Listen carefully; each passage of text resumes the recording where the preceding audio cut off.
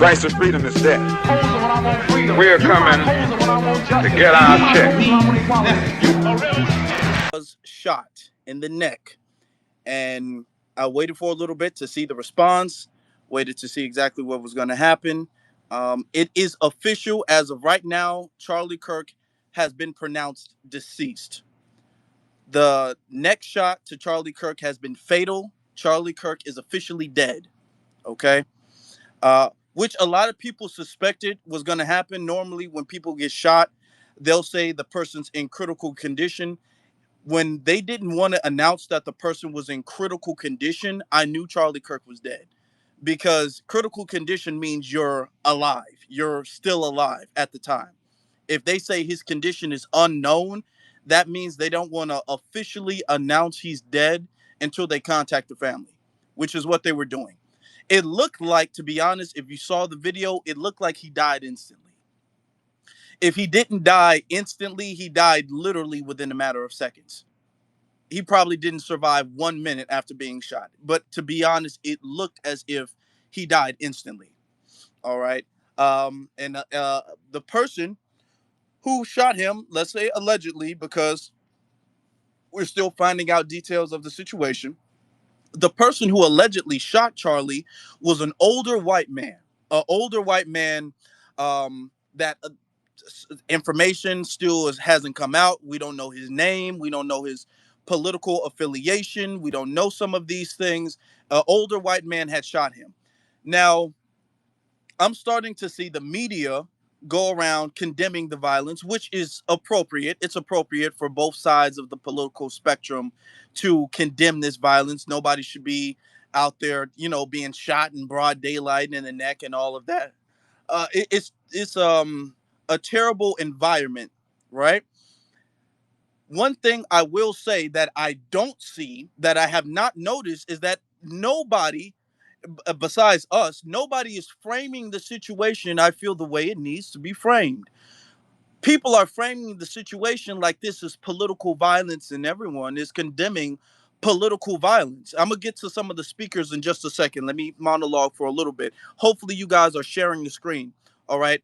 Everybody is condemning this, and nobody's saying that this is white on white violence. No, nobody is saying that this is white on white violence. Okay. Everybody is talking about this as political violence, but this is white on white violence. The person who shot him was white. The person they got in custody was white. So I am on here because I think if we're going to talk about the death, it's official, the death of Charlie Kirk, let's frame it correctly. Because don't we want this stuff to stop? Don't we want America to be better? Don't we want America to be safer?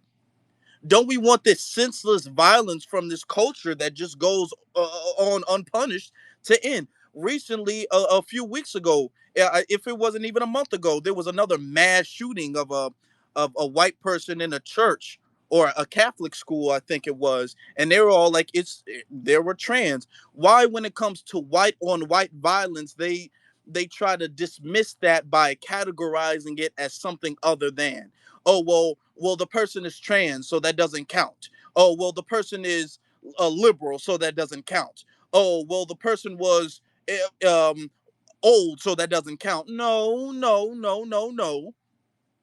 Because when any crime happens in the black community, it is always framed as a cultural issue.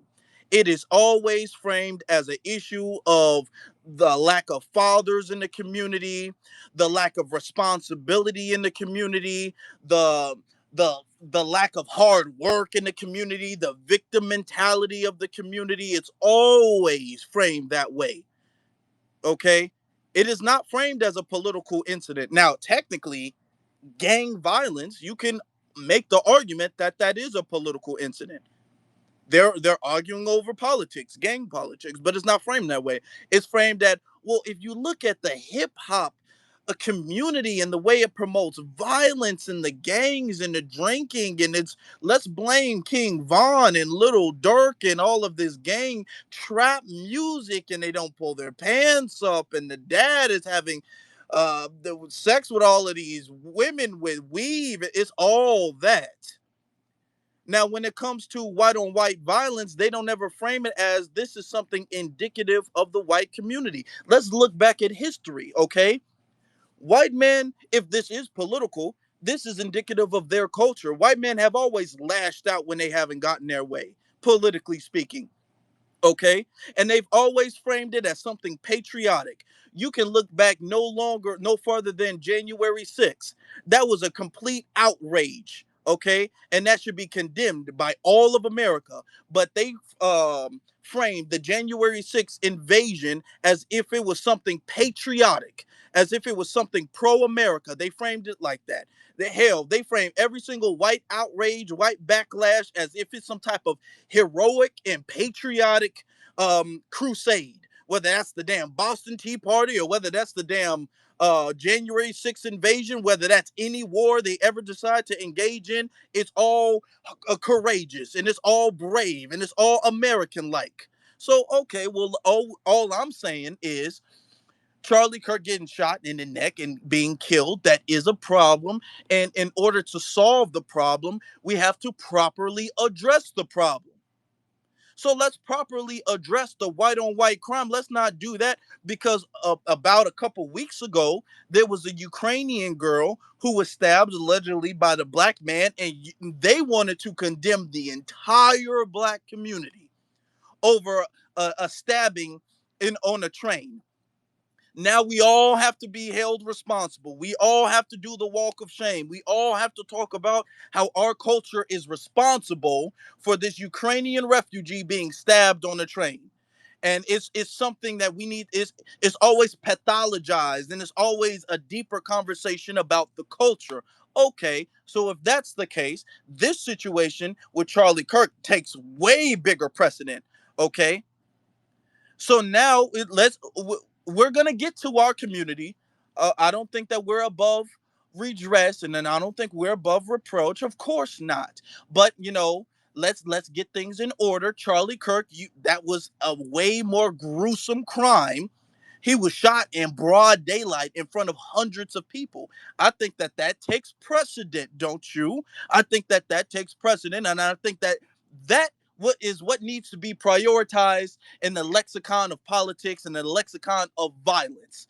There's nothing that went on in Chicago this past summer that is as extreme as what happened today with Charlie Kirk. So I think that that's what we need to be focusing on. So I would like to have the conversation and get what the community is feeling on that. All right. So let's get into order.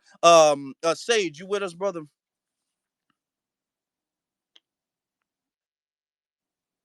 Okay. I know you guys can hear me. Y'all putting up the emojis or whatever. Sage. All right. Okay. Okay. There you You go. doing, brother? How you doing? How you Okay. doing? And, I think that, well, first of all, be one to the family. I think that Charlie Kirk's assassination was a result of a climate of hate that he engaged in and a result of a climate of violence that he perpetuated.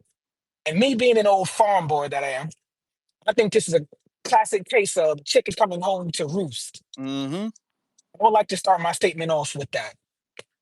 When you preach hate, and it's so ironic, like you said, brother, that the man was up there speaking about black on black crime and how black people are so violent, and then within 2 seconds of speaking that, you get shot in your neck by a white man because none of us were there for the most part. And this happened in Utah. Last I checked. Now you said King Vaughn. Did King Vaughn live in Utah? No. Did King Little Von. Dirk live in Utah? Yeah. Mhm. Is King Vaughn from Utah? Mm-mm. No. Is Lil Durk from Utah? No. Okay, so why is Utah so violent? Can't we be disagreeable without being violently disagreeable, Utah?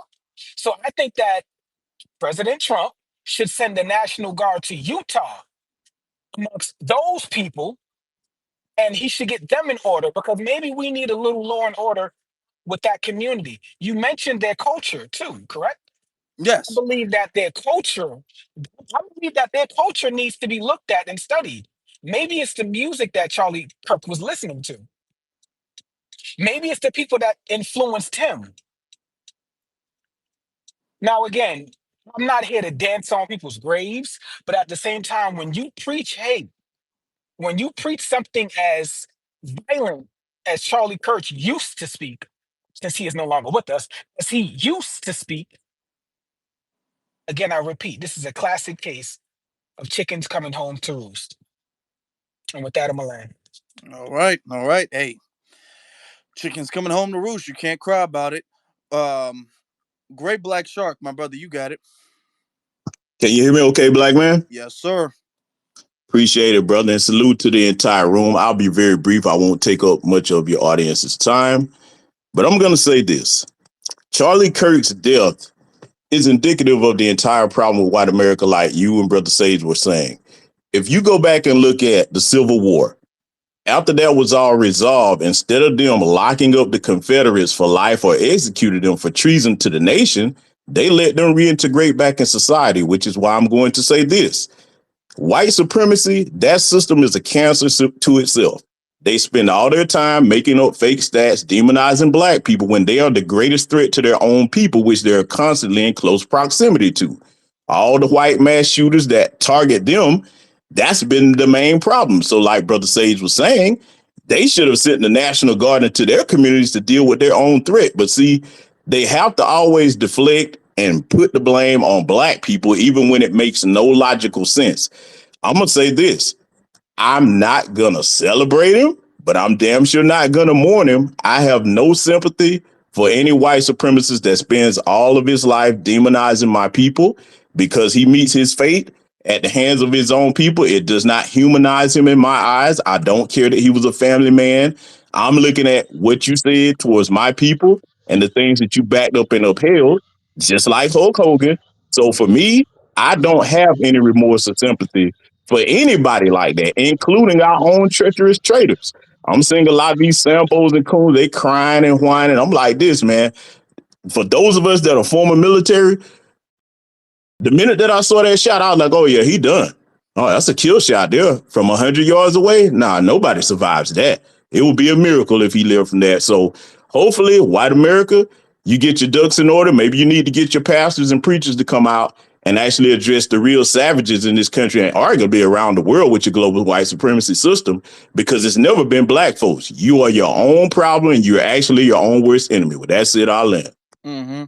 Thank you. And what's interesting is I don't see too many people, white people, I don't see too many white people talking about that. We're our own worst enemy. Let me address this. Let me get this out the way.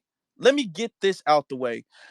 I'm so sick of when there's a crime that happens in the black community. I'm so sick and tired of black people being all like, we gotta stop, y'all. This is just not right. And we know we need to do better. And nobody else do stuff like this but us. We are our own worst enemy. How many times have you guys have heard that? We are our own worst enemy and we need to stop and we need to do better and we need to hold ourselves accountable. I'm not seeing nobody say that about white people. I'm not seeing nobody say that white people need to stop and hold themselves accountable. I'm not seeing there was a white man who got shot in the neck by another white man who was promoting white people. And I'm not seeing nobody talk about it be your own people. Now, no white people talk about it be your own people. I'm not seeing no white people talk about how they need to be held accountable and they need to do the walk of shame and address their community. But I am seeing, unfortunately, I'm seeing too many black folk right now, and I want to call them out, not by name, but call out the principal. I'm seeing too many black people like, well, it don't matter if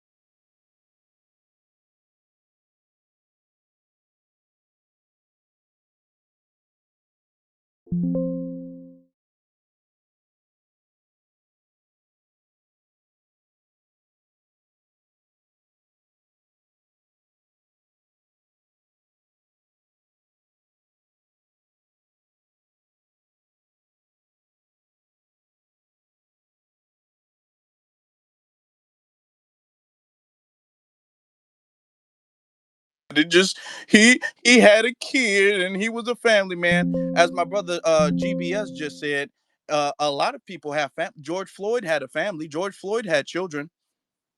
Y'all don't remember that? George Floyd had children. They didn't care. They still mocked his death. Okay. It Sonia Massey had Charlie children. Kirk They being still one of mocked her them. death. You said what? Charlie Kirk being one of them that mocked his death. Charlie Kirk being one of them that mocked his death and belittled and dehumanized him. So all of this, he has a family. There's a lot of evil people who have children. That don't make you no good man because you have a child or because you have a wife. That don't make you no good man. We're not gonna do that just because you got a child and a wife. Mean you get to be don't be held accountable for what you've done. No, he was doing this well before he had a child and a wife, and he continued even after that. We're not gonna sit up there and be like, "What about the kids?" No, no, y'all don't want to say that. Y'all don't say that to with the black folk. With black folk, y'all will be all like, well, he should have put his kids first before he went out there doing that. If it was black, y'all would have said he should have stopped that hate and put his kids first. Charlie Kirk loved the clout. He hated black people so much that he put his life on the line to assault black people, and he put that before the safety of himself and his family. Okay, he put the promotion of white supremacy before raising his children. So it was selfish what he did. If we frame it that way, it was selfish what he did.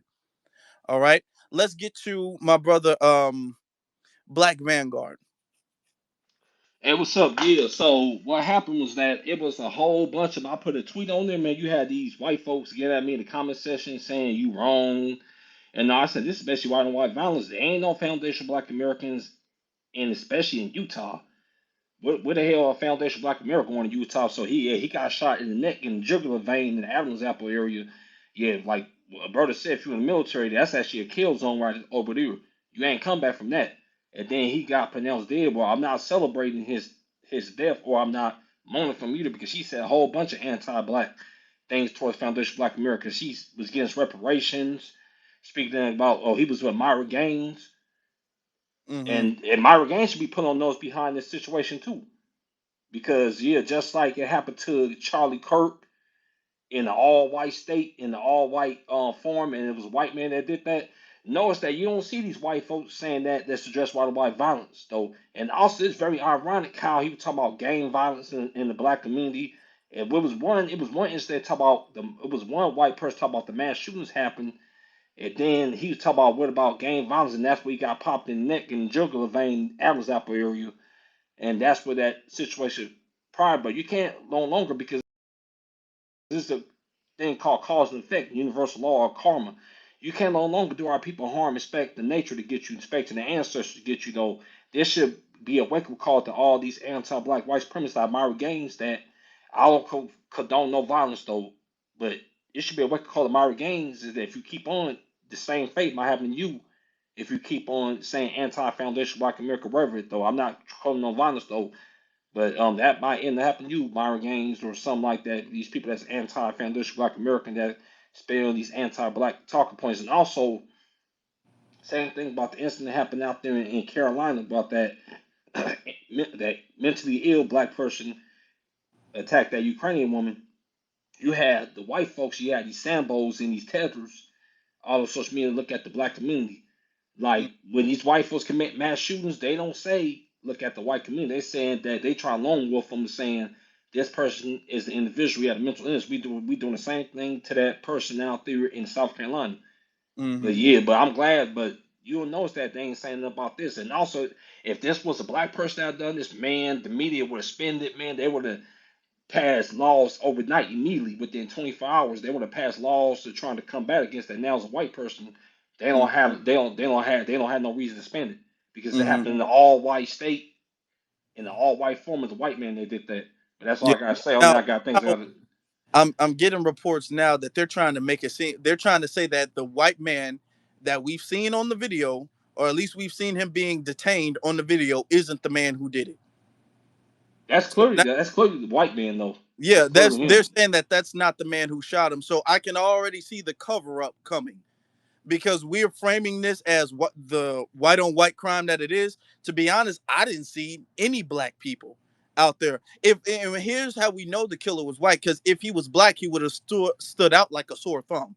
He would have got caught immediately. First off, everybody would have been watching him if he was black. So if whoever shot him, if he was black, he would have stood out like a sore thumb. All right.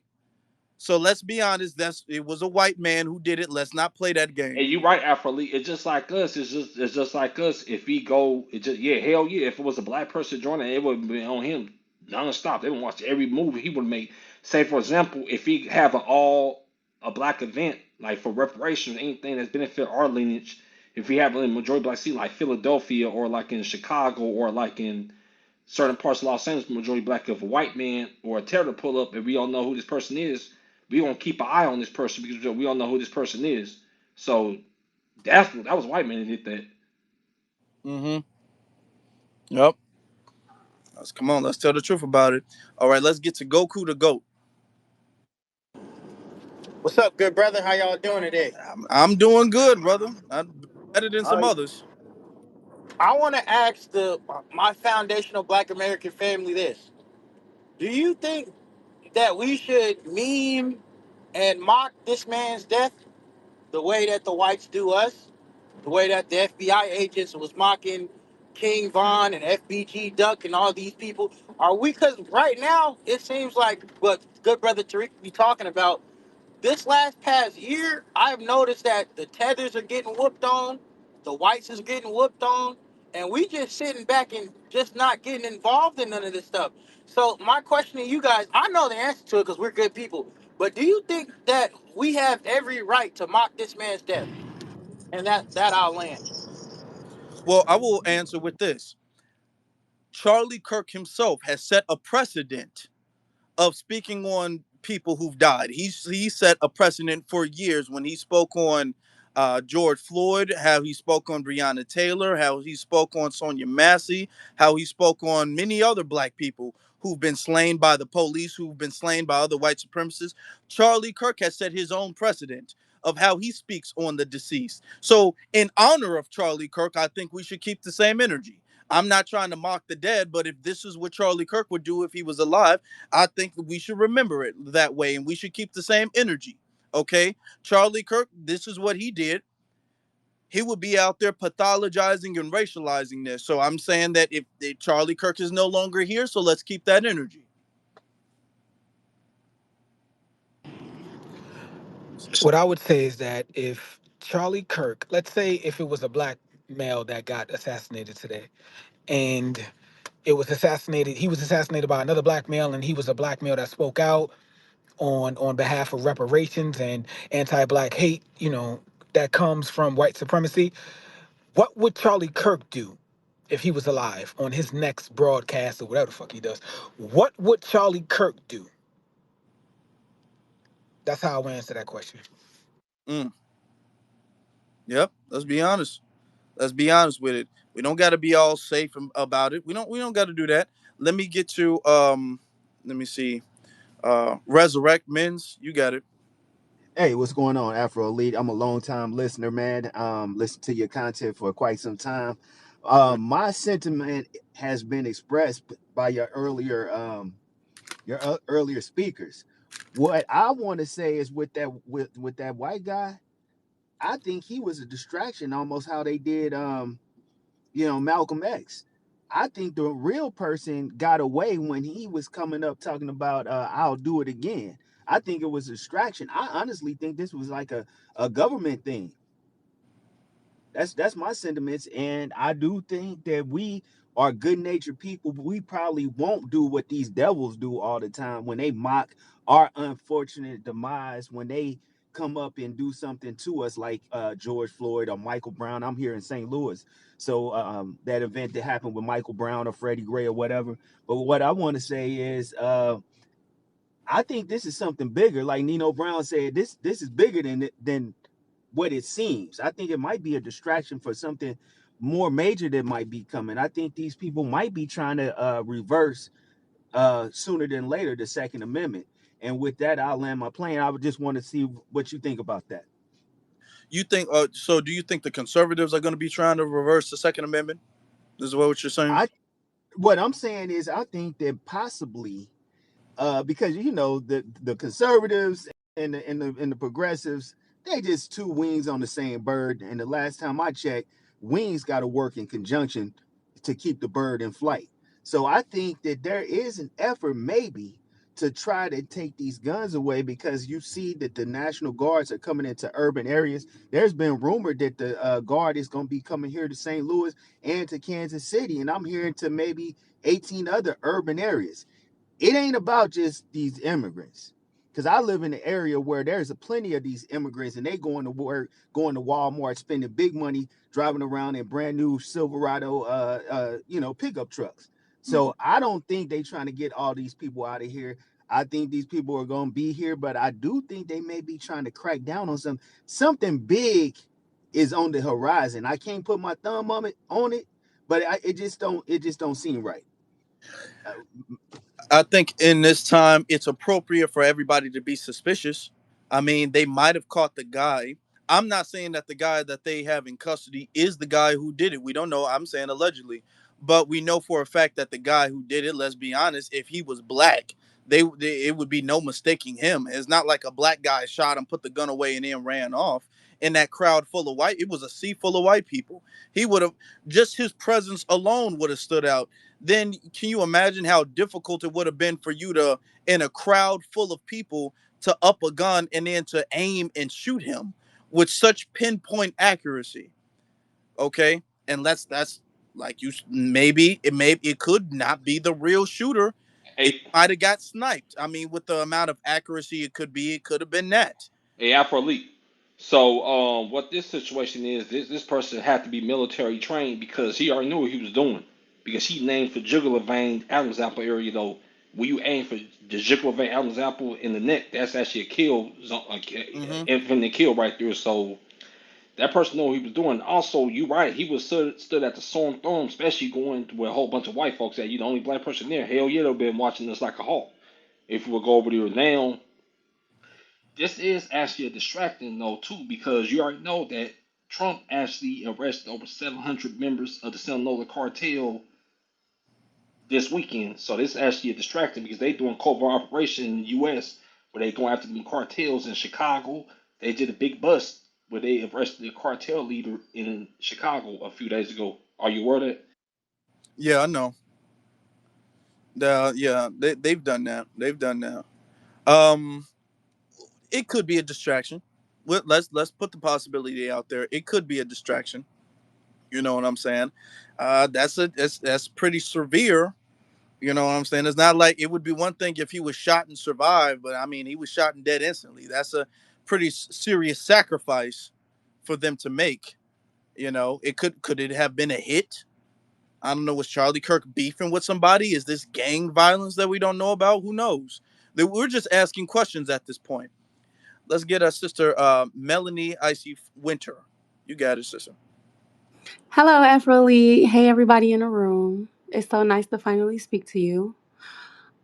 My Thank you. contribution to this is I believe, well, I'm just going to say I'm kind of glad that it did happen. And the reason I say that is because it's taking some of the targeting off of Black people that's in the political conversations, like the National Guards being in the hood, that Black people are inherently or born violent, and with the stabbing that happened with the white woman on a bus. So with this situation happening, it's kind of taking some of that targeting off of Black people, and now they can focus more on like the white on white violence and crime that's happening in their community. I'm not saying that. I'm wishing death on no one, or I'm glad that he had died, but I'm glad some of the targeting has been, lifted from the Black community. Hmm. And that's just my contribution to this conversation. Thank you. Well, thank you, and I got to second that because what the situation that they've kept trying to push with the whole woman getting stabbed on the train, and even that situation is kind of questionable. I know Tariq's been talking about that. I went into Tariq's live a couple nights ago and I spoke on it, gave my 2 cents on it. I'm speaking on that on YouTube tonight, to be honest with you. But the narrative that they've been trying to push is black violence is out of control and black people are out of control and all of this. And then this situation happens today in the midst of them trying to push legislation. Now, if you guys know about the situation with the white woman on the train, they tried to say that that was a hate crime and it was an anti-white hate crime. So as they're trying to draft legislation to protect white people, here comes Charlie Kirk getting gunned down by another white person. So it just, nobody's saying that this is a good thing. Nobody's saying that this is something that we want to see, but it does throw a monkey wrench in their narrative. You know what I'm saying? It's kind of like the perfect counter to their narrative because Trump, the whole MAGA, conservative, Republic, all of them were trying to push, they were all in alignment, trying to push this narrative that the black community is riddled with violence, uncontrollable violence, and violence is out of control, and that the National Guard needed to be sent to DC to handle it. The National Guard needs to be sent to Chicago to handle it, and that black violence is so out of control, you need militarized policing for it. And then bam, Charlie Kirk gets shot down by a white man, and now you can't say that you can't, it's hard to make the argument that black violence is out of control. And we saw on video Charlie Kirk getting shot in the neck in broad daylight in front of hundreds of people by a white man. You can't, that throws a wrench in your plan. You can't, it overshadows anything that happened in Chicago. It overshadows anything that happened in DC. Y'all don't have the black, even the video on the train. Charlie Kirk, you saw the blood gushing from his neck. That, and Charlie Kirk is a well-known person. He's a public figure. So that video even takes precedent over the video on the train with the Ukrainian girl. So when people say it's a distraction, it could be a distraction. Um, it could be the left media trying to get at somebody or the left. But to be honest with you, I don't know if they're up to this because I saw that this is like somebody pulling the rug from under them. They were heading on with this momentum and everything like that, and then bam, the Charlie Kirk thing, it completely ruins their narrative that they were building up on. So it does. It's kind of, nobody's celebrating it, but it's kind of like a pleasant coincidence or a reality check. This is poetic, almost poetic justice, especially considering the fact that the very last thing that Charlie Kirk was ever talking about was black violence. Did y'all know that? The very last words of Charlie Kirk was talking about black violence, talking about gang violence, and got shot by one of his own people. That's very interesting. And I want you guys to understand something too. When you hear people, these conservatives, because they're not really conservative, when you hear these quote unquote conservatives talk about violence and gang violence and all of that stuff, they don't really care about that. They don't really care about violence and stuff like that because they would frame everything consistently. They're not framing this with the same consistency that they would frame this if this was a crime that happened in Chicago, or if this was a crime that happened in Philly or Atlanta or anything else. They would frame this as a black culture crime. That's what they would be framing this. That's what Ben Shapiro, that's what Elon Musk, that's what Donald Trump, that's what all of them would be framing this as. And nobody's framing this as that when it comes to Charlie Kirk. Nobody's framing it like that. So it does come to, it's ironic. It's very ironic that that's happened. It's super, super ironic. I do want to say one thing though. Now, celebrating somebody's death is one thing, and we shouldn't do that. We shouldn't celebrate nobody's death, but we are going to tell the honest history of somebody.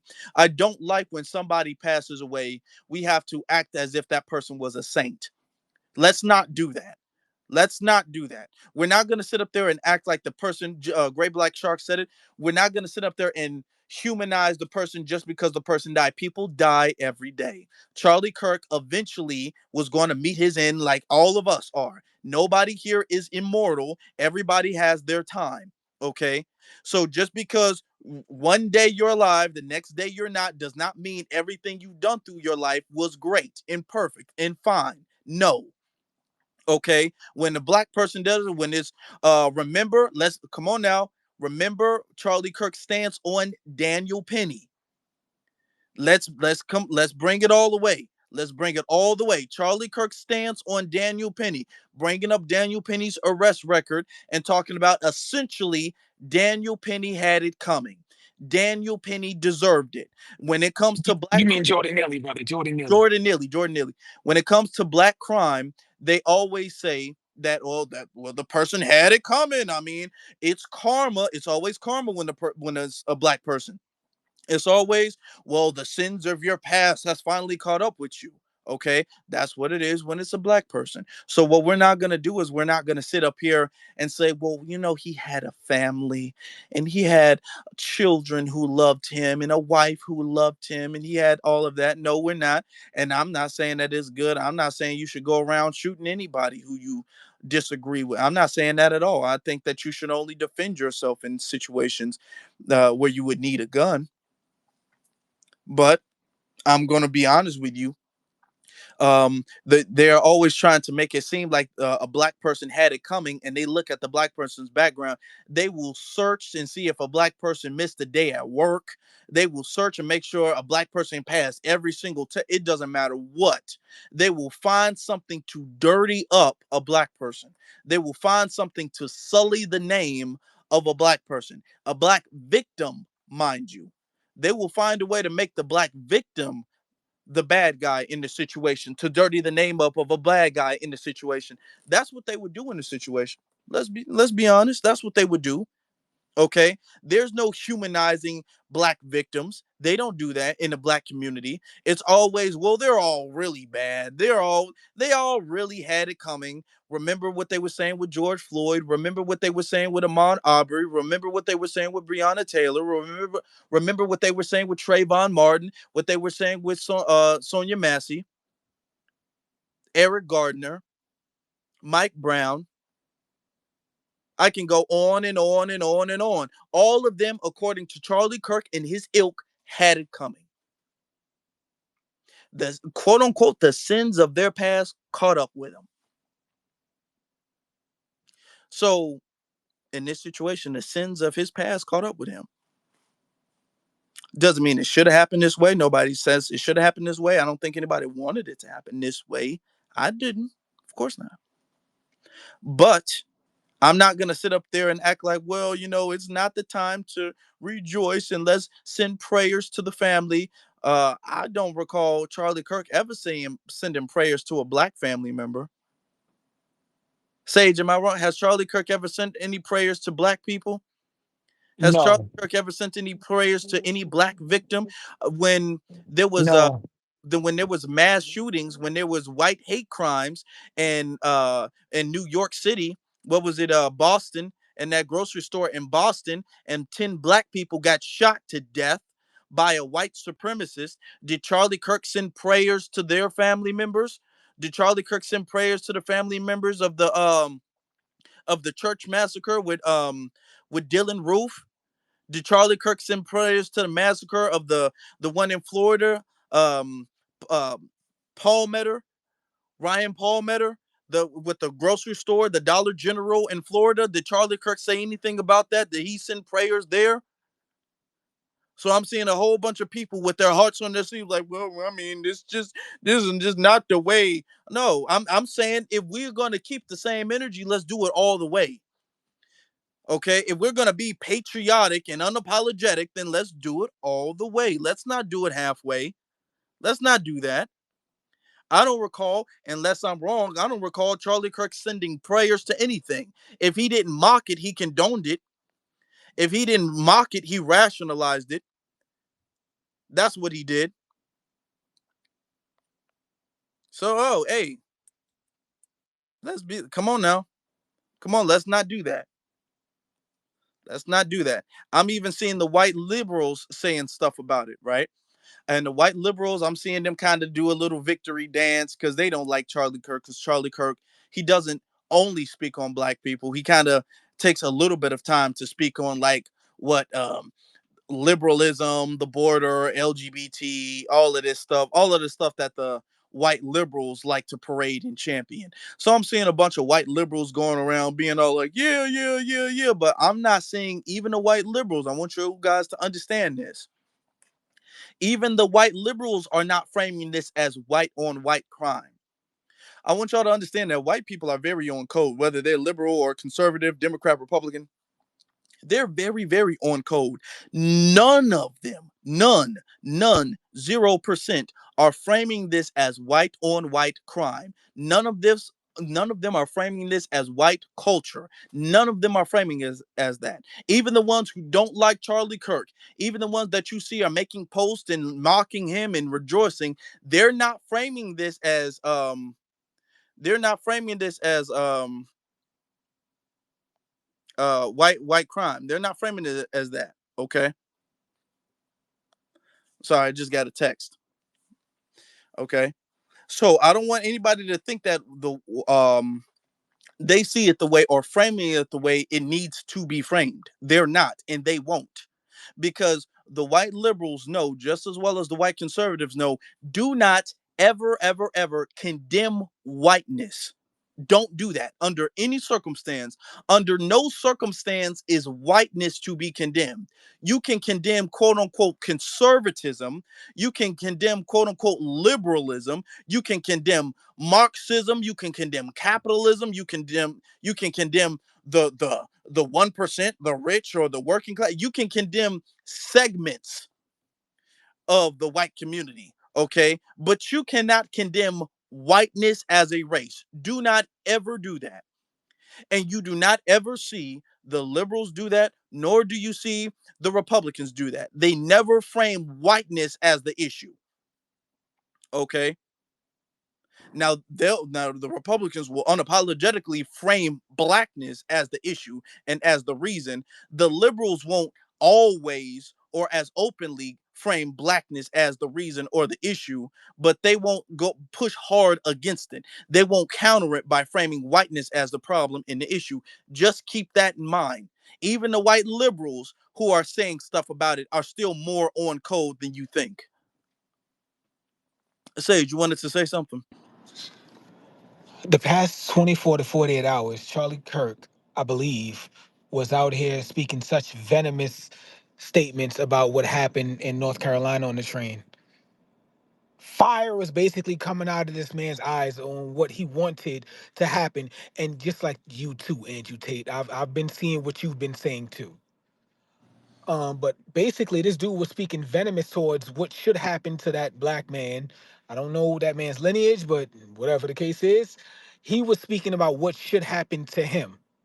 Now, again, I ask the room, again, you, Afro, everyone, what would Charlie Kirk be saying right now if that was a black man that killed a white man?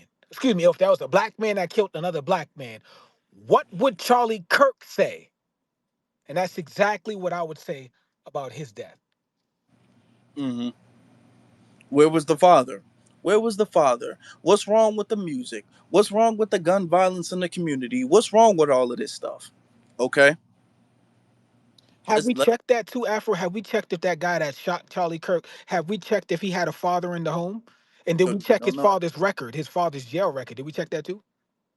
Oh no, no, we're not sure about that. We We should don't check know that. if or what music he listened to. We don't know that either. Yeah, we should see if he listened to Garth Brooks before he shot him. Or He maybe might. Jason Aldean. Maybe he listened to him before he shot him. We should look into that. Absolutely.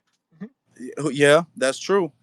That's very true. Another thing too, I'm hearing some people because I've been on the phone for the last hour, ever since the news broke, I've been on the phone talking to a bunch of people about the situation, right? I'm hearing news or reports because they're trying to be very funny and wishy-washy with it. You know for a fact if the person who called him was black, his name would be all over the news. They got a man in custody, but they don't want to they don't want to say the man's name, which is very interesting. They don't want to say the man's name. That's kind of odd. It's very interesting that they do that. Okay. Okay. All right. All right. I'm hearing different reports. Some people are saying that the man was allegedly LGBT. Some people are saying that the man was allegedly trans. Some people are saying that they said that they're pulling up old pictures of him and he was dressed like a woman and all of this, which is interesting because the news from what I've seen has not officially put his name out to the public.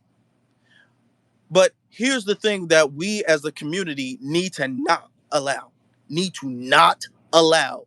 We are not going to allow them to frame this as some wild LGBT attack. We're not going to allow them to frame this as no wild trans person attack because I've noticed when it comes to a lot of the school shooters and the public shootings that go on, like the one that happened, I think, about a month ago in that Catholic school, they said, "Oh my God, look at the trans community." They deracialized the person. Every time a crime happens in the white community, it's always a non-racial thing. They deracialize the white perpetrator. All right.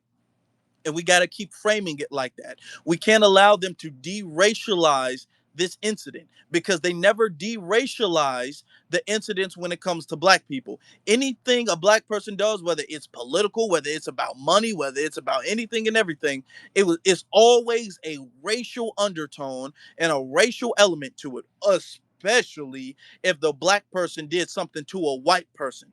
It is 1,000% a racial incident.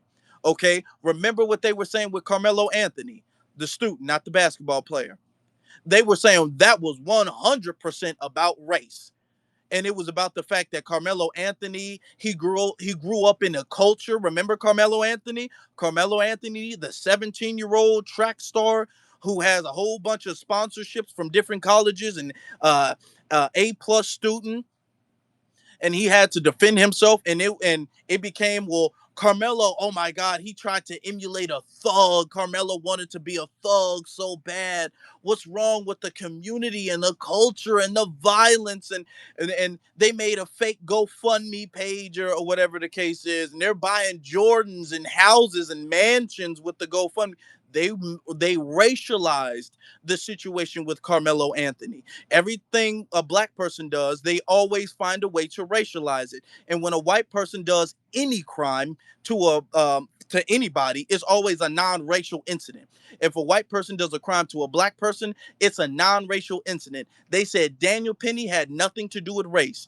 They said George Floyd had nothing to do with race. They said that Trayvon Martin had nothing to do with race. They will never say anything has to do with race.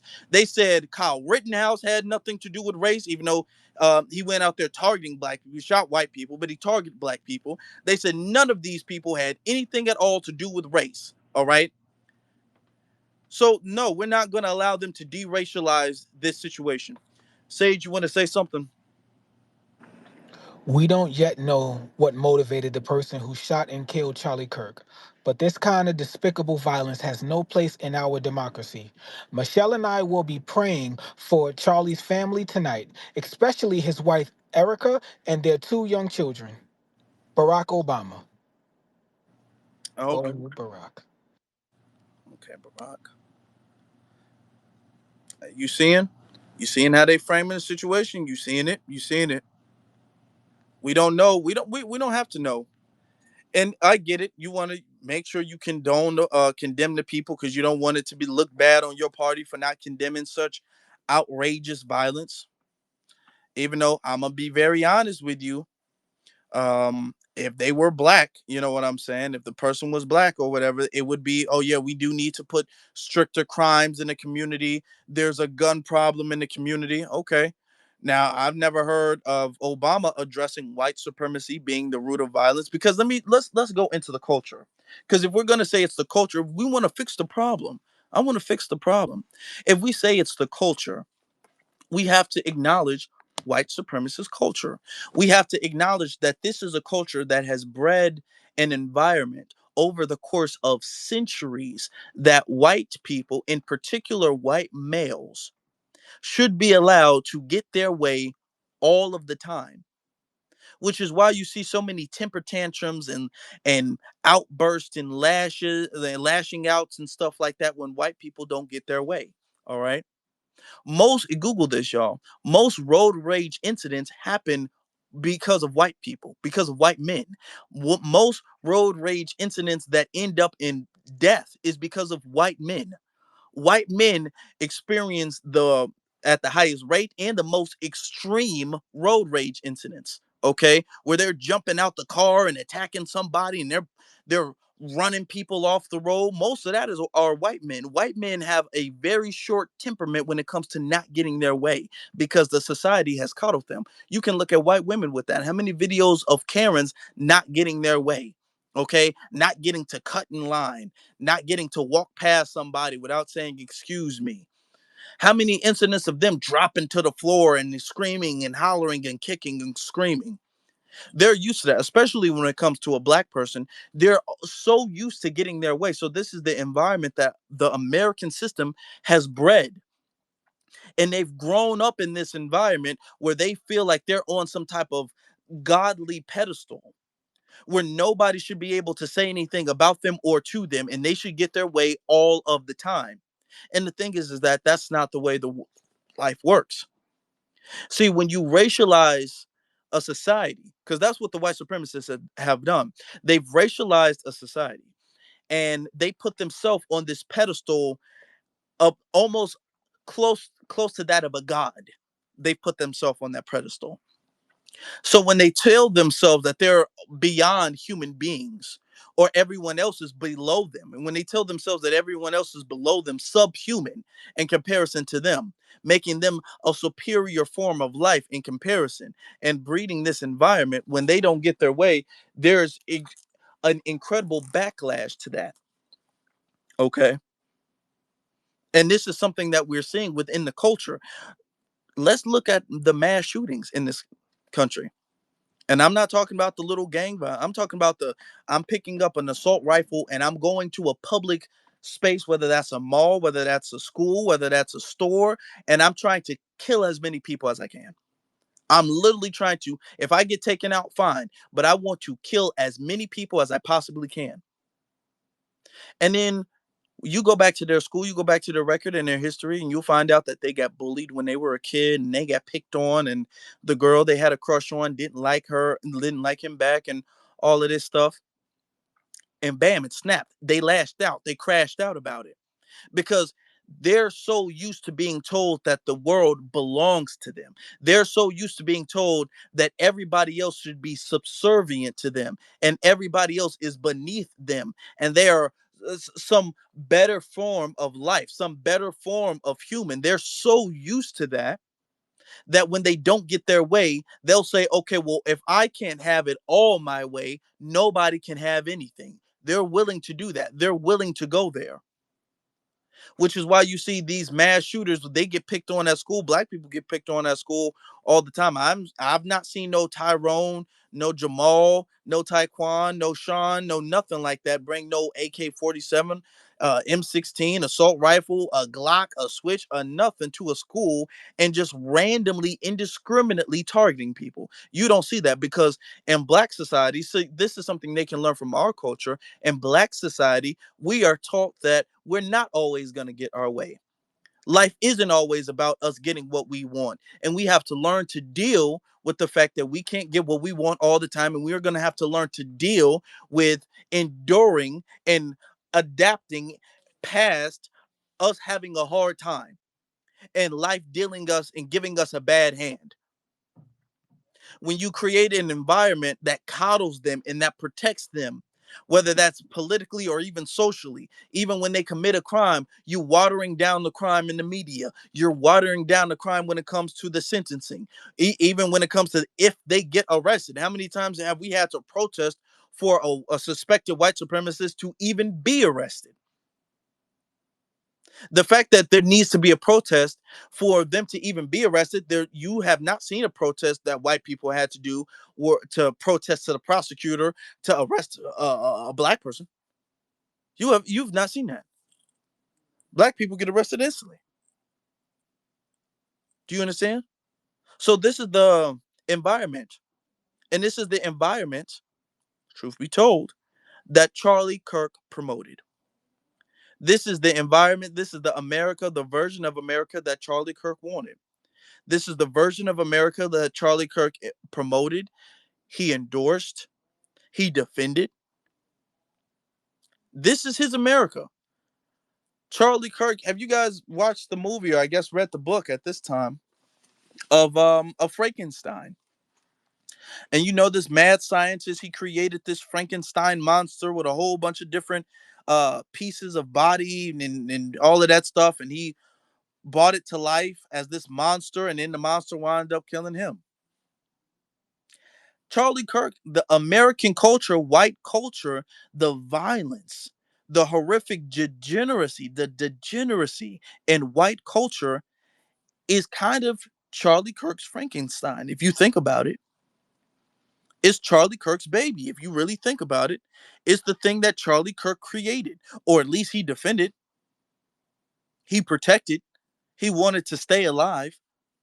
Charlie Kirk defended the Frankenstein monster, and they all do. They defend the Frankenstein monster when they feel like the monster is attacking black people. Nobody wants to dismantle and defeat Frankenstein if Frankenstein is targeting black people. Okay.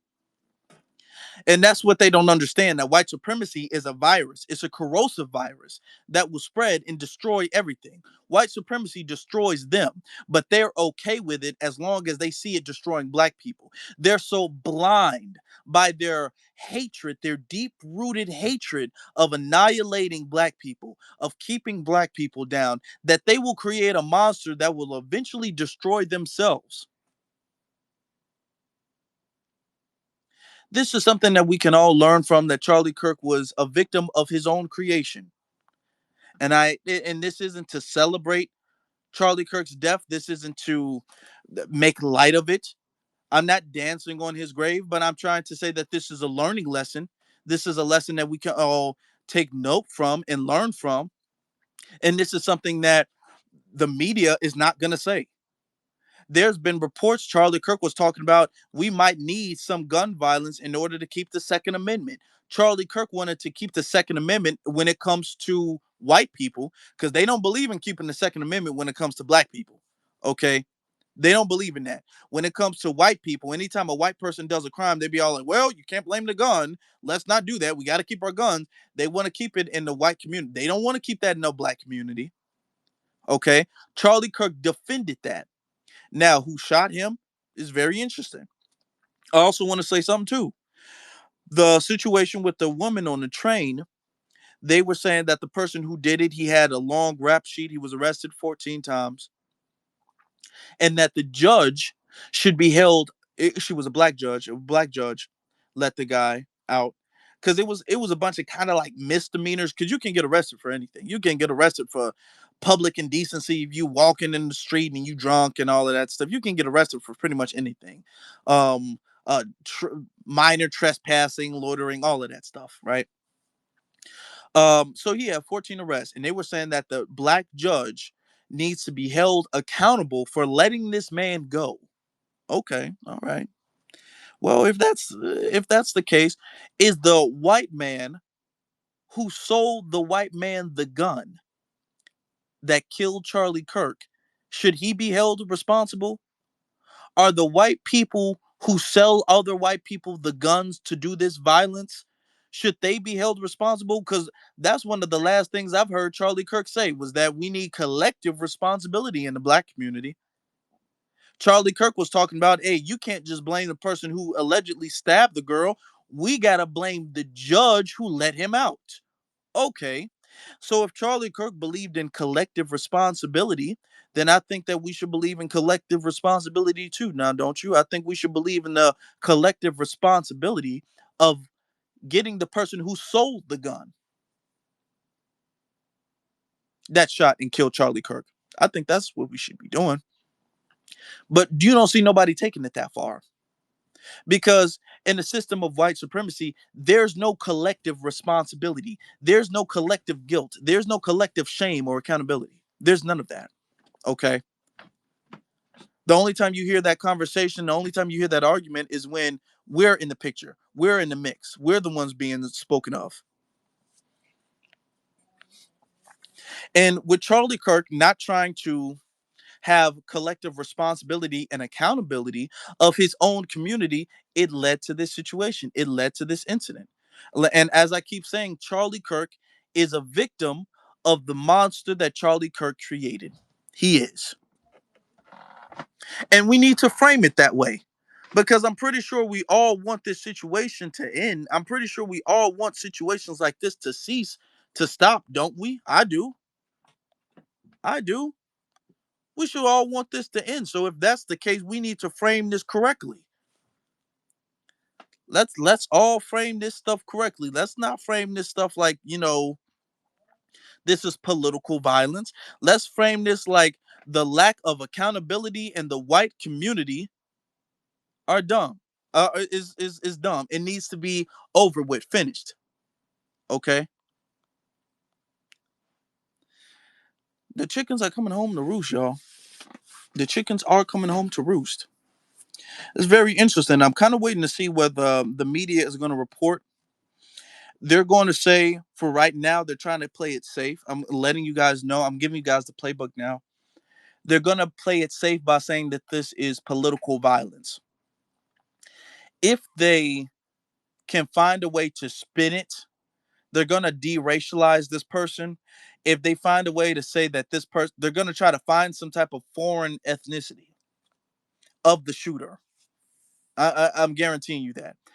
If the person they caught was a white man, they'll say he's like some type of non-white, his something man. He's like kind of like his mama, his grandma was black Hispanic or something like that, so he's not really white.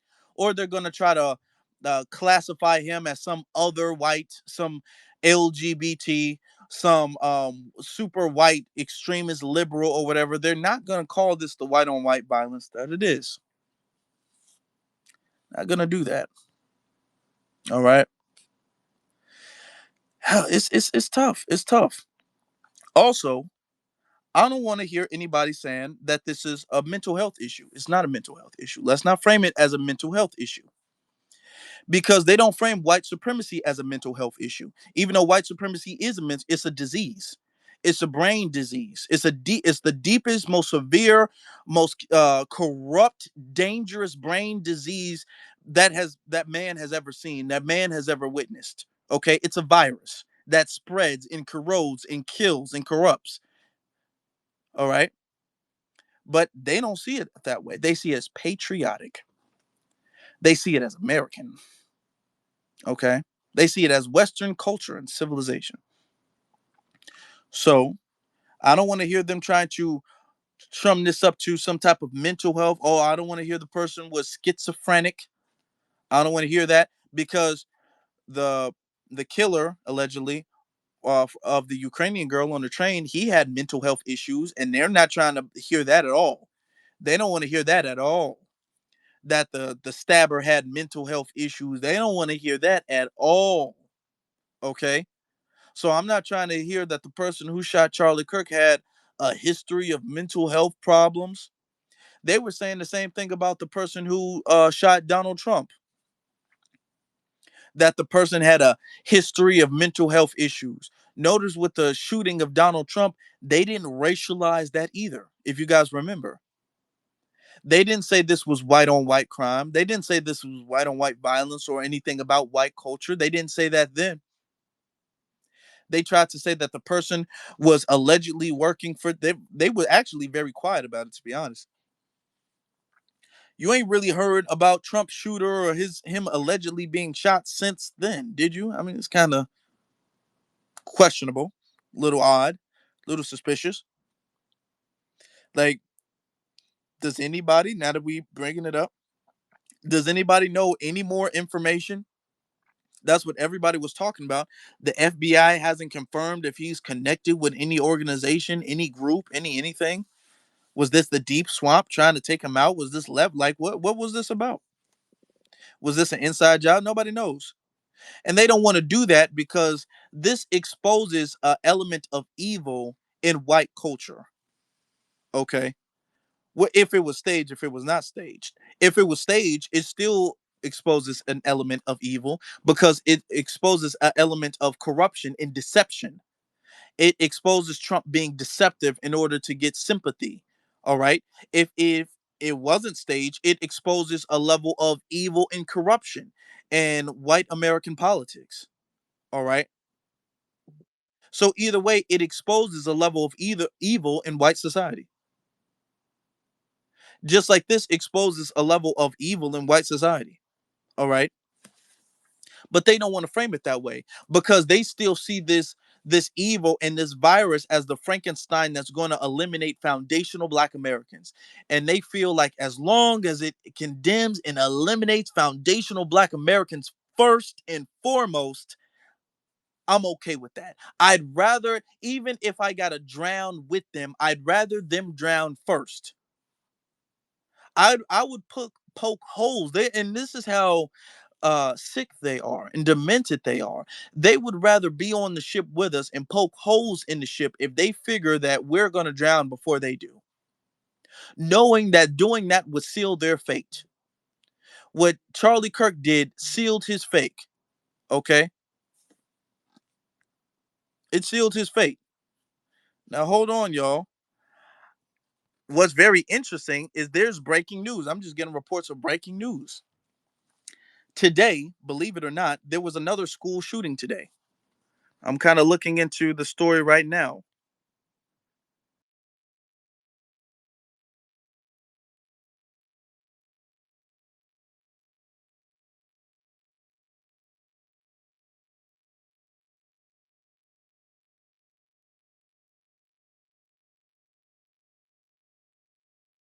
Racial demographics is an evergreen. We really got to talk about this white culture stuff. You heard me about the school shooting, right? We really got to talk about this. We really got to frame this in the right way. While Charlie Kirk, while Ben Shapiro, um, Steven Crowder, all of them, Megan Kelly, all of them are trying to sit up there and frame the black community as this uniquely violent thing. Where is Myron Gaines to talk about the IQ issue? Have we seen Myron Gaines' stance on this?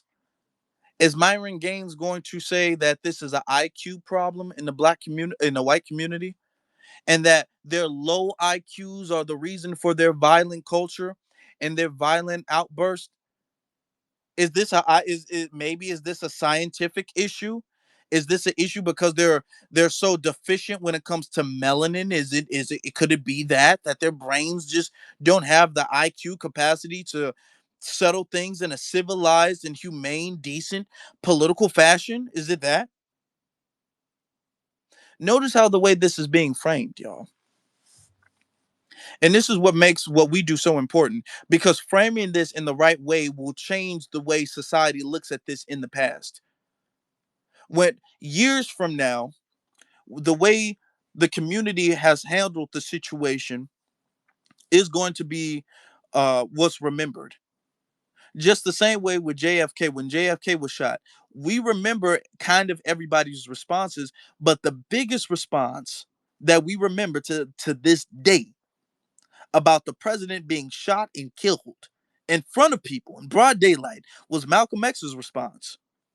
And what was his response? The chickens coming home to roost. While everybody was sitting up there like, oh my God, let's take time to mourn. Oh my God, we don't want this violence. Malcolm X, he didn't promote violence. He didn't condone it either, but he said, hey, I can't cry when the chickens come home to roost. He said he essentially said that JFK is a victim of the Frankenstein that JFK allowed. Let's be honest. Just like Charlie Kirk is a victim of the Frankenstein monster that he allowed, that he created, JFK was too. And when we look at the past, we can look at that and be like, hey, as maybe cold as it was to say in the moment, Malcolm was correct. He was correct. You can't cry when chickens come home to roost. Malcolm was correct. We need to be correct right now. Right now is not the time for us to cry and pray for the family or whatever. Hey, at the end of the day, I wish the best for the children. It's sad that any children have to grow up without a father. It's absolutely terrible that any children have to do that. I don't wish that on children whatsoever. I to be honest, in my heart of hearts, don't. And I hope that his children, if his children can listen to me right now, I hope that Charlie Kirk's children would learn that they need to destroy the monster that their father created. If I could say anything to Charlie Kirk's children, I would say my condolences to your loss, but your father created and enabled, I will say enabled probably better and more accurate. Your father enabled this monster. He inherited a Frankenstein. He defended it. He enabled it. He protected it. He helped it grow. And that Frankenstein ultimately circled back and shot him in the neck. That's what I would tell his children. I don't wish harm on them. I don't wish harm on his wife either. But I hope his family learns this lesson. Learn from your father, learn from your culture, your community. I hope everybody who listens to Charlie Kirk learn that lesson.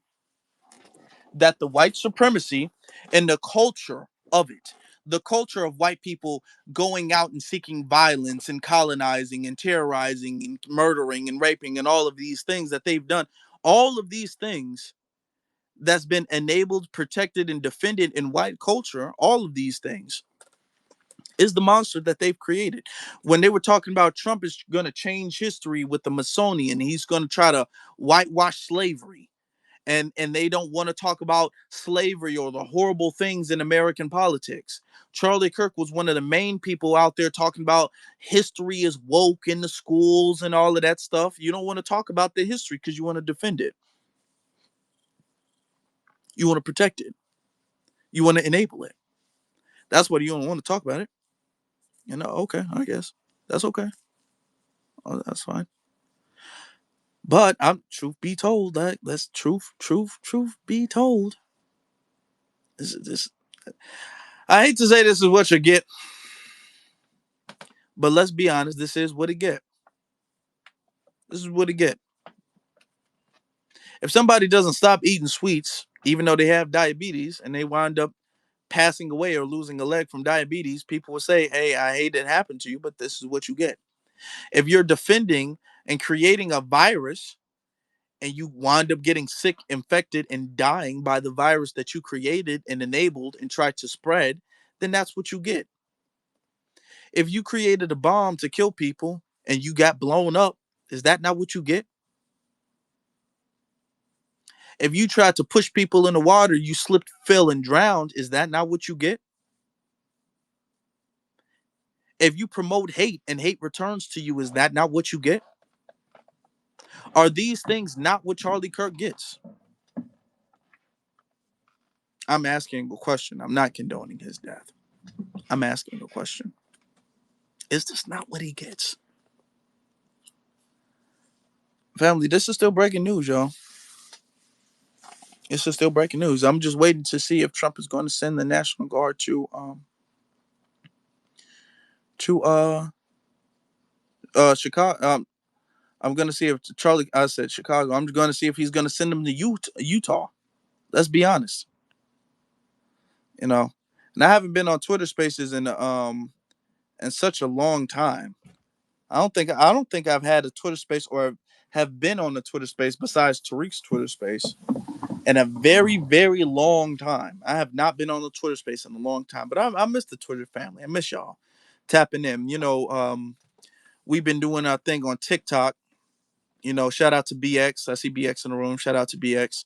Y'all need to follow her. She be dropping really good stuff. But you know what I'm saying? I definitely do got to tap back in with my Twitter family. Y'all special to me too.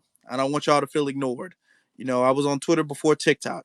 So I definitely got to make sure I spend some time and tap in. I said I was going to do that at the beginning of the month. I didn't know it was going to be a special event.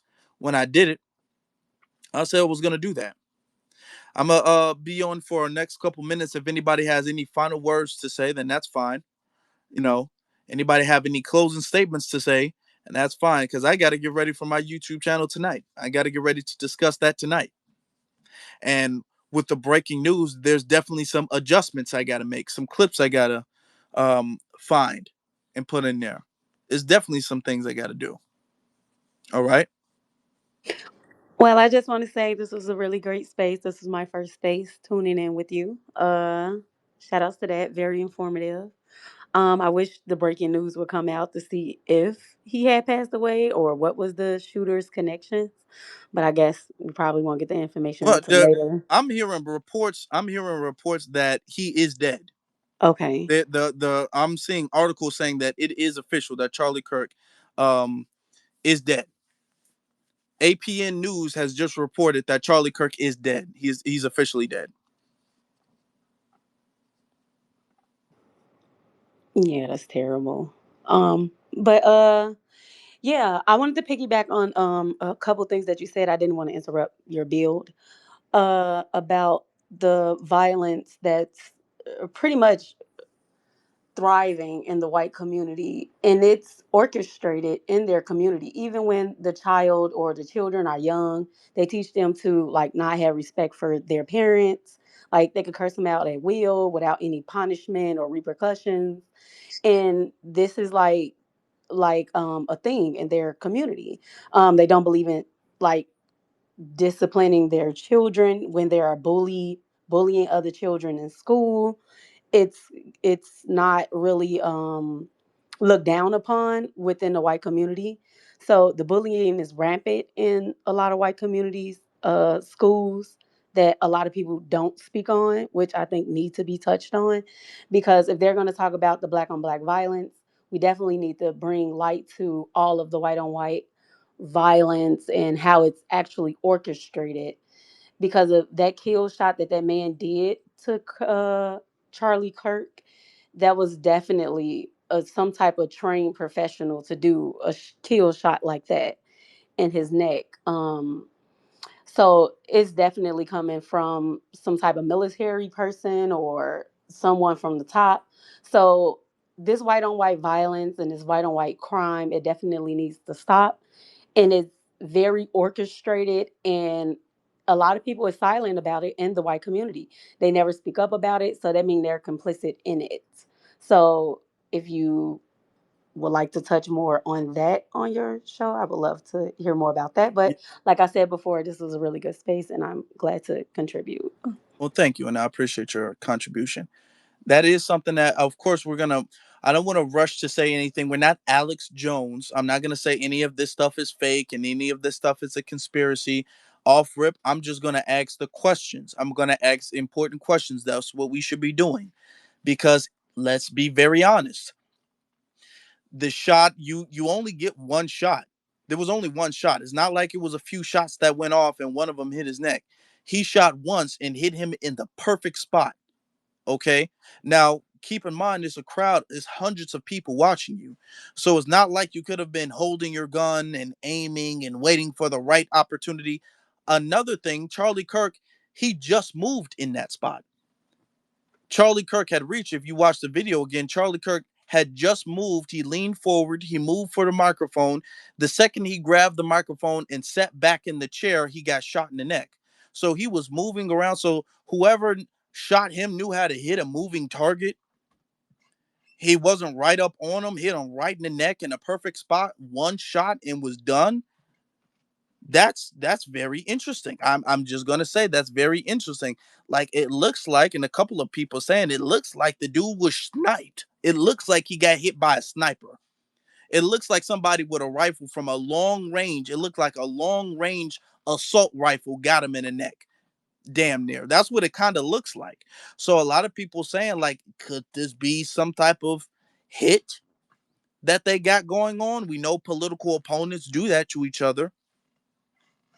It's let's just say we don't know. I'm not trying to spread any conspiracies, but I'm just saying that this has to be, even if he's not from a military or if he's a part of a militia or something, because the average person can't just up a gun and shoot somebody in the neck like they're the Lone Ranger and then with perfect accuracy put it back and run off. Like, no, that's not what's happening.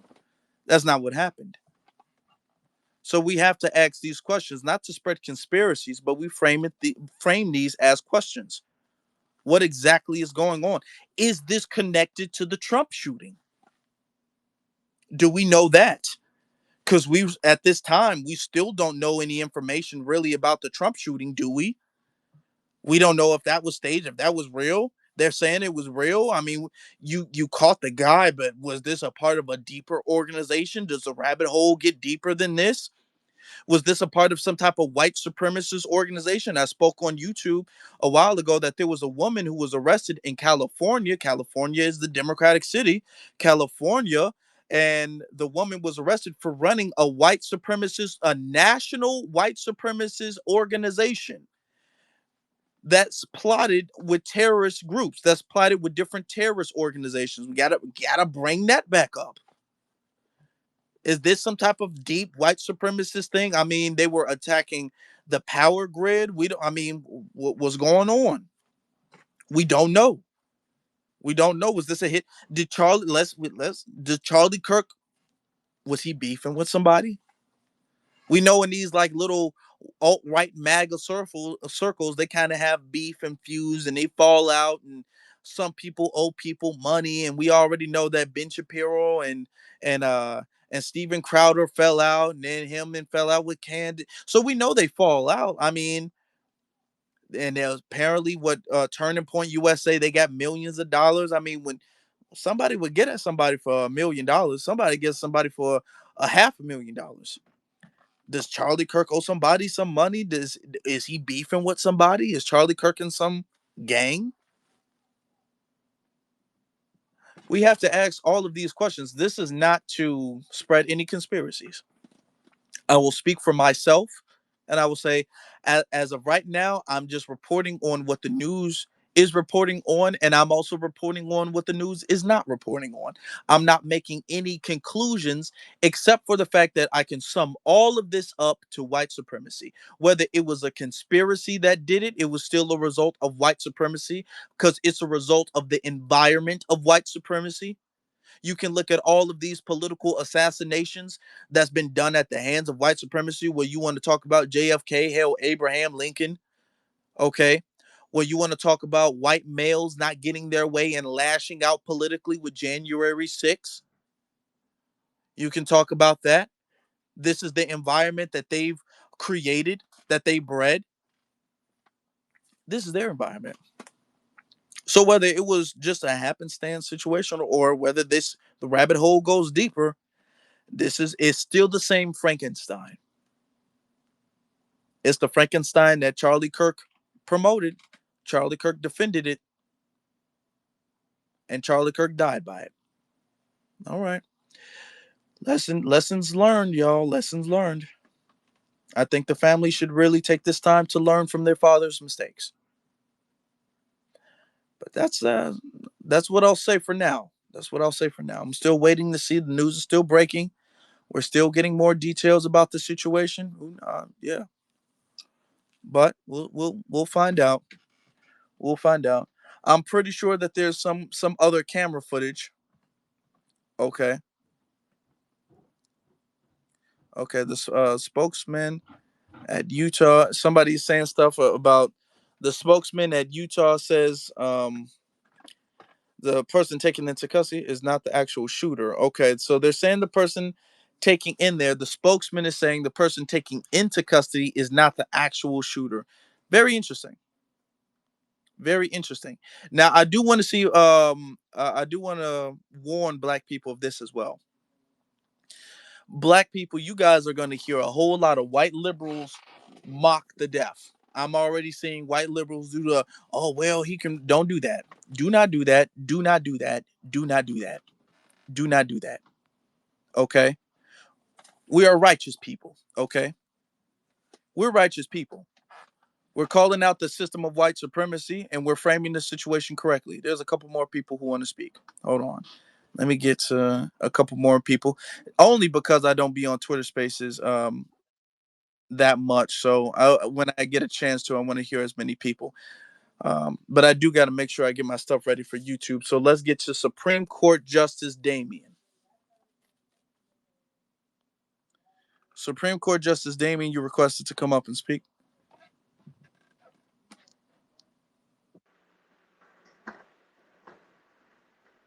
Okay. All right then. Let's get to Tyrell. You got it.